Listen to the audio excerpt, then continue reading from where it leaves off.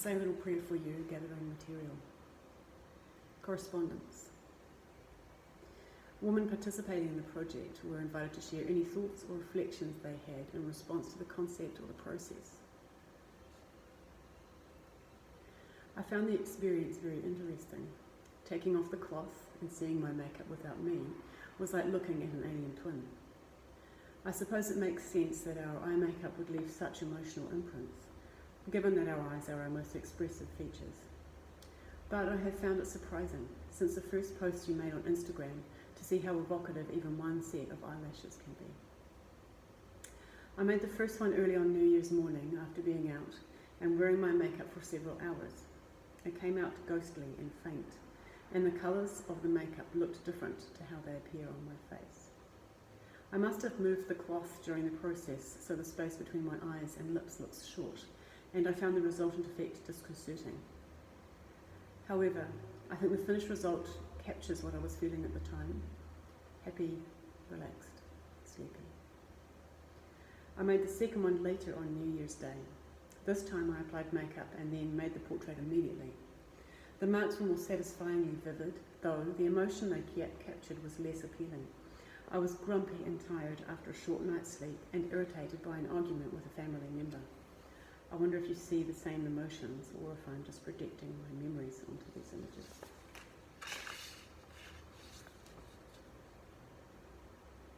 I don't have any eyelashes anymore, really. I think this just happens when you get older. So this looks a bit funny. I don't usually wear foundation. I probably should, especially at my age, 64. But I don't like the way it feels on my skin. It's so greasy.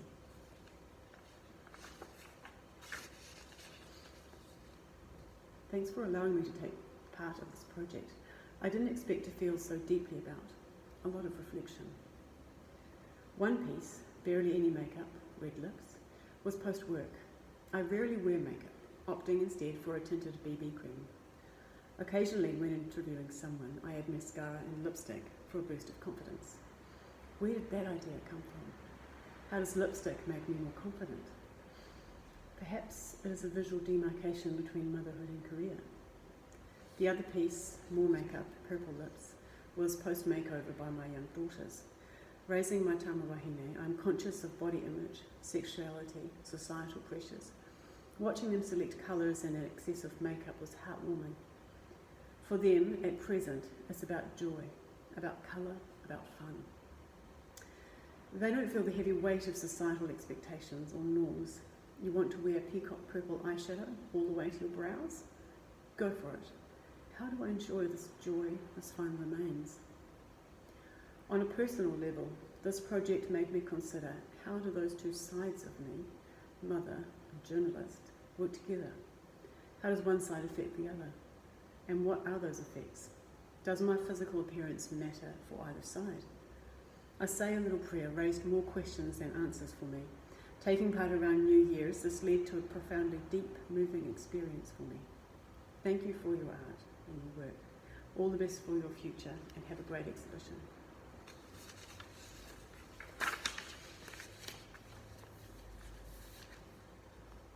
And good luck with the installation. This was fun.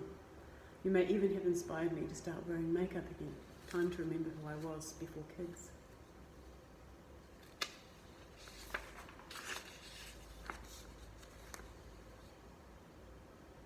The flatness of the portrait is disorientating. It's unfamiliar and unlike me. I don't feel like I own it. I want to change it. I don't often wear makeup. When I do, it's for occasions: parties, wedding, funeral, formal work situations. Painting my face just to wipe it off felt curious. Spending time looking at myself and how the makeup covered, changed, highlighted different aspects of my face. The face I pulled to look at the finished job. Typically, I do this in a rush with little consideration. It made me think about how I use makeup. I was left feeling like I might use it more often and more for fun. Thanks, Aroha.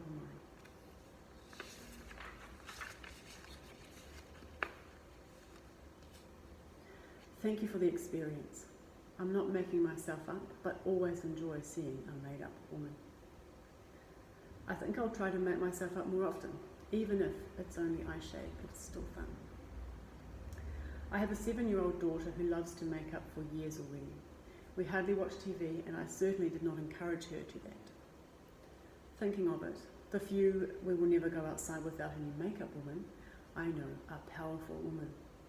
Also throughout history, makeup was used by a woman to gain power. Okay, I think we can admit men are stronger physically by nature, but we have our own power, and makeup or self-care can enhance it. Have put quite a lot of makeup by my terms for this project. Loved the result. Did it for you, but also an adventure. Not every day my face on a wall. Did not think it will bring me so many thoughts. Might try making myself up for a while. Interesting what can happen.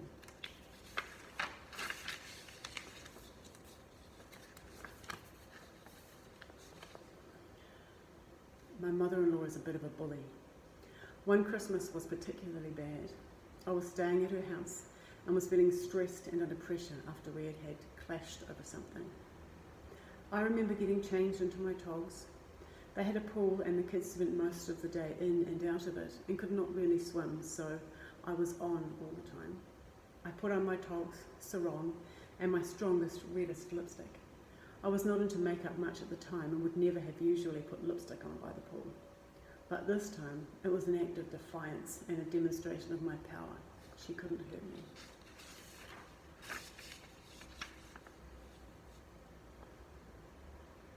For the last few years, I've been wearing makeup for work on a daily basis, a new habit for me. For most of my adult life, makeup has been something I wear only on special occasions or a night out. Part of the reason for this is that I had terrible acne through my 20s and early 30s and was afraid to wear makeup too often, as it tended to irritate my skin. However, my skin has now improved and makeup is no longer irritating. Maybe I just buy better brands. And I have found the practice of wearing makeup and removing it each night has encouraged a good skincare routine.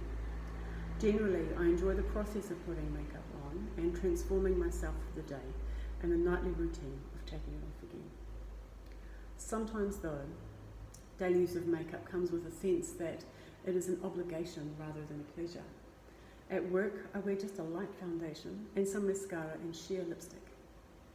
It takes me only a few minutes to put on. Some days I would rather not wear it, but I also feel the need to keep up a consistent appearance at work. On days when it feels like an obligation, it can also feel like an act of trickery or subterfuge, as if I'm hiding a real, less appealing me. Sometimes I catch myself wondering if anyone notices I wear makeup. Am I getting away with it? Then I wonder, what am I trying to get away with? Looking younger? Looking more feminine? Maybe just looking happy and alert on days when I'm tired and sad.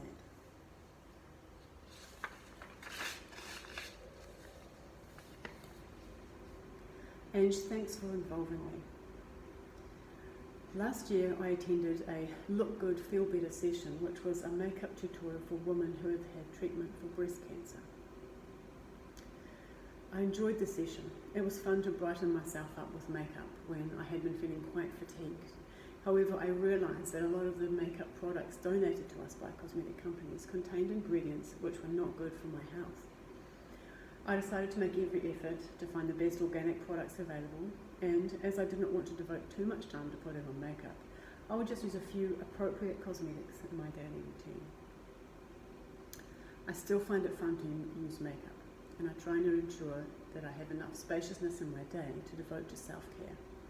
This has been more difficult in the lead up to Christmas when there are more demands on my time and energy, and it is easy to get tired and stressed. The self-portrait shows how makeup can also be a mask to put on for others.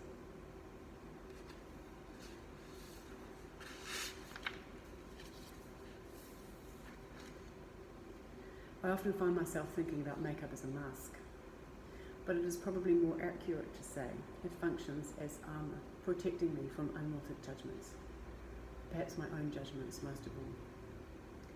On days when I feel like wearing makeup though, it becomes an act of care as I invest time and effort to give the right appearance, or present myself to the world in the best way I can. Then it feels like a creative endeavour and helps me express who I am in the world or who I want to be.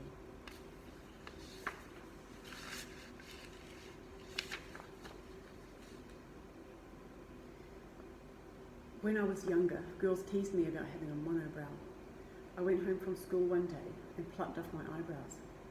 They never properly grew back. Now I have to draw them on each day. The feeling of the cloth on my face, damp and clinging, was almost a suffocating feeling, which gave me a sense of fear.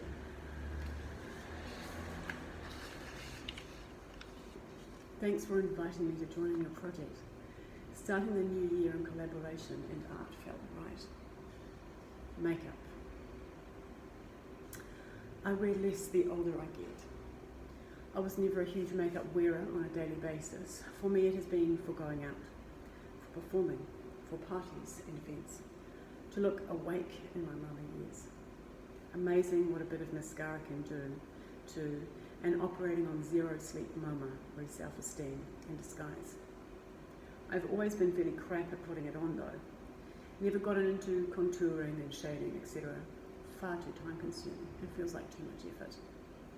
So I did want my contribution to reflect that occasion of makeup, the play, the flim-flam, the joy of disguise. Love your work.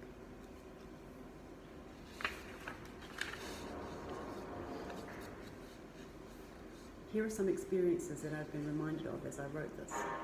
As a child, I recall reading makeup ads in magazines from the 70s and 80s that emphasised you should wear makeup, but make it look like you are not wearing any makeup.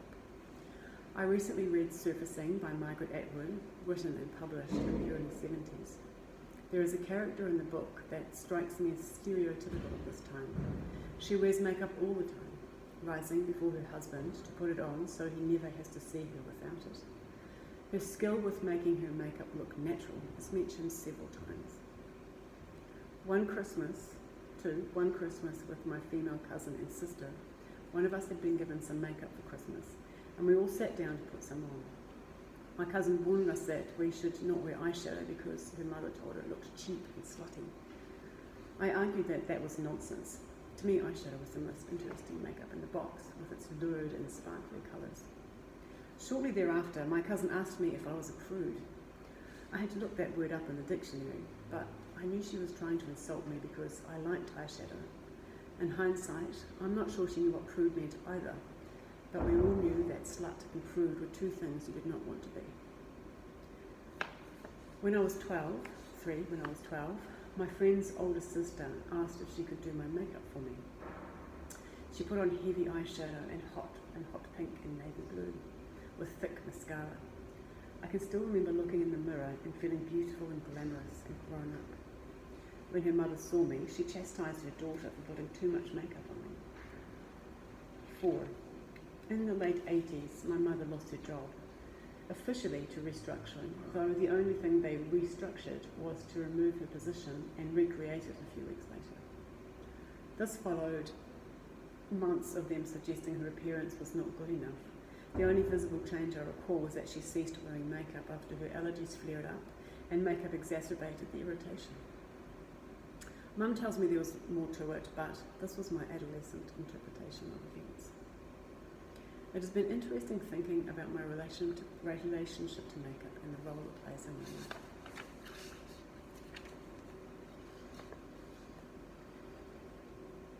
Firstly, I absolutely love the feel of the cloth as I unfolded it and felt the clean, clear, free space it presented to me. I'm at a point in my life where I'm craving authenticity like never before, and this project comes as I step out alone for the first time in my 54 years, reflecting on what life is now presenting me and what I'm presenting to life as I search for a brand new pathway to call my own. I feel this to be a time where I am seeking relationships and environments that match my personal ethics, standards and frequency, where I feel heard, valued and most of all whole. A sacred space to dwell that is uncorrupted and unscripted by the past. I offer up this portrait honouring the moment that everything changed.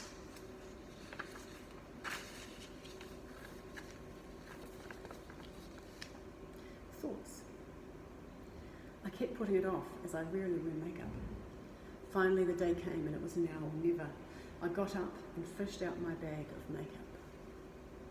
Natural glow for foundation. It doesn't fall too far into the face cracks. An extra swish on the cheek to highlight who knows what. 2 tones of eyeshadow, the colour hasn't changed in 20 years, mascara, and a second layer to make sure it would leave a print.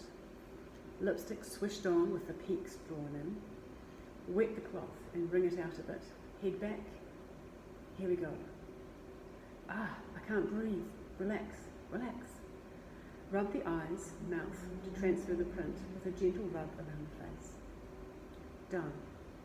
Darn it. Big crease across the lips. Round 2. Still can't breathe, but I am expecting it this time. Different print, but interesting too. Dry it and get it into the post. Don't forget to write my name on the back of the envelope. Thanks for the opportunity.